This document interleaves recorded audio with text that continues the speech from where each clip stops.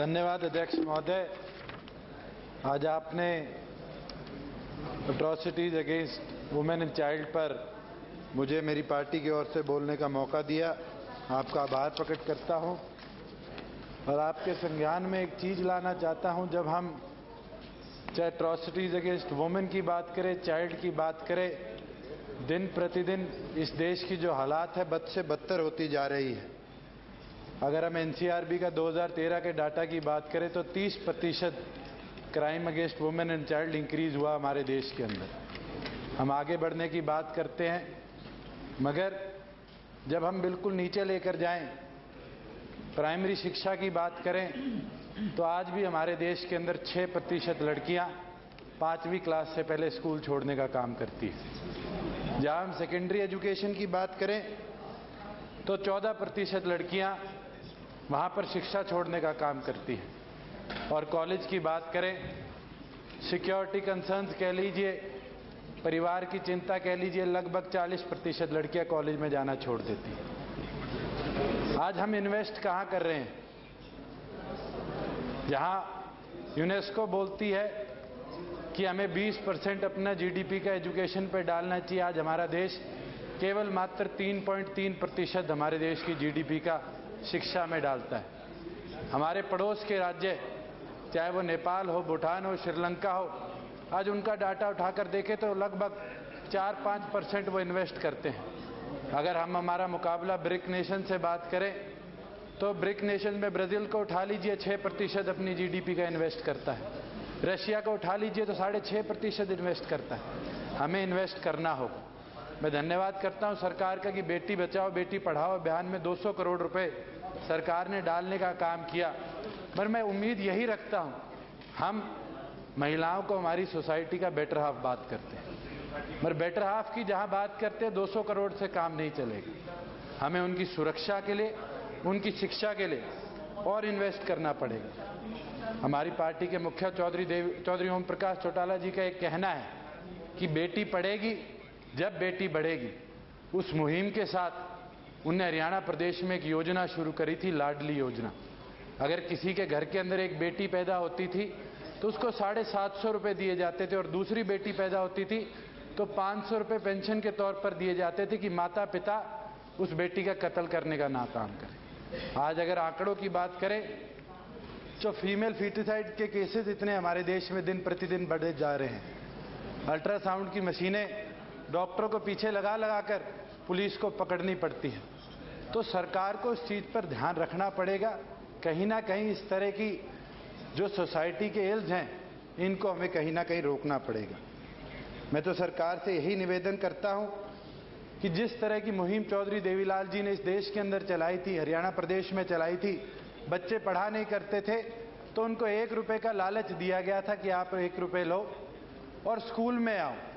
उस तरह का कहीं ना कहीं हमें हमारी बहनों के लिए, हमारी बेटियों के लिए एक योजना बनानी पड़ेगी, जिसके तहत जो ये 40% हमारी बहनें हैं जो कॉलेज जाने से पहले शिक्षा छोड़ देती है, हमें भी उनको कहीं ना कहीं सोसाइटी के अंदर इंक्लूड कर उनको शिक्षित कर इस समाज के अंदर बराबर जगह पर लाने का काम करना होगा। मैं तो सरकार के संज्ञान में जहां बच्चों की बात आती है, अगर हम बच्चों के अगेंस्ट क्राइम्स की बात करें तो बच्चों के मर्डर्स इस देश के अंदर 2012 और 2013 में 10% के इंक्रीज हुआ।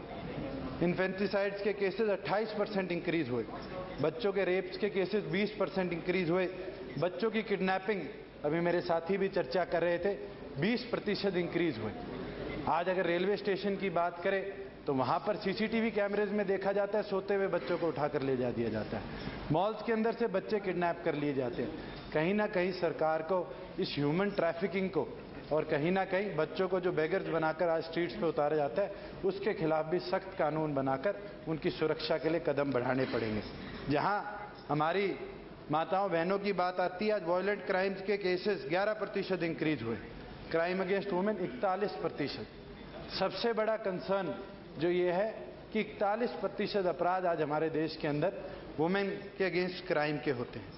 ह्यूमन ट्रैफिकिंग के केसेस अगर पिछले साल की बात करें तो उससे पिछले साल से 3450 केसेस इंक्रीज हुए। हमारे प्रदेश की बात करूं तो 2004 के अंदर 350 रेप के मामले दर्ज हुए थे, और इस साल की बात करें 971 रेप के मामले दर्ज हुए हैं। फिर भी हमारे मुख्यमंत्री आज कहते हैं हरियाणा नंबर 1। तो मैं तो आपसे यही निवेदन करूंगा कि हरियाणा के अंदर 2.5 साल पहले एक अपना घर जैसा कांड हुआ था, जो इस सदन के अंदर भी गूंजा था, जहां हरियाणा के 3 विधायकों का नाम आया और वहां 12 साल की, 15 साल की, 17 साल की बच्चियों के साथ यौन शोषण करने का काम उन लोगों ने किया था। आज 2.5 साल का समय हो चुका, सरकार की आंखें बंद पड़ी है, सीबीआई इंक्वायरी तक मार्क हुई, मगर आज तक सरकार ने उस संज्ञान में एक कदम लेने का काम नहीं किया। आज दिल्ली के अंदर है, मैं दिल्ली यूनिवर्सिटी का एक वाक्य आपके सामने लाना चाहूंगा। BR Ambedkar college Delhi university का है, उसके अंदर पिछले से पिछले साल एक शिक्षिका थी पवित्री भारद्वाज, उनके ऊपर उनके प्रिंसिपल ने छेड़छाड़ की। प्रिंसिपल का नाम मैं आपके बीच में नहीं लेना चाहूंगा, मगर उस शिक्षिका ने दिल्ली प्रदेश के कोने कोने के अंदर जाकर अपनी लड़ाई को लड़ने का काम किया। मगर 29 सितंबर 2013 को जब वो पूरी तरह हार मान चुकी थी, इस दिल्ली प्रदेश के कांग्रेस सरकार के मुख्यमंत्री के ऑफिस के आगे उसने सुसाइड करने का काम किया। हटपड़ाहट के अंदर कांग्रेस सरकार ने इंक्वायरी मार्क करी, मगर आज तक पिछले 1 साल से उस इंक्वायरी को ये सरकार खत्म नहीं कर पाई। मैं तो यही इस सरकार से निवेदन करूंगा कि उस बहन को इंसाफ दिलाने का काम ये सरकार करे। और मैं दोबारा इस सरकार से यही करूंगा कि हमारी माताओं के लिए, बहनों के लिए और इस देश के अगले भविष्य हमारे बच्चों के लिए सख्त कानून बनाकर उनकी सुरक्षा के कदम लेने का बहुत बहुत धन्यवाद।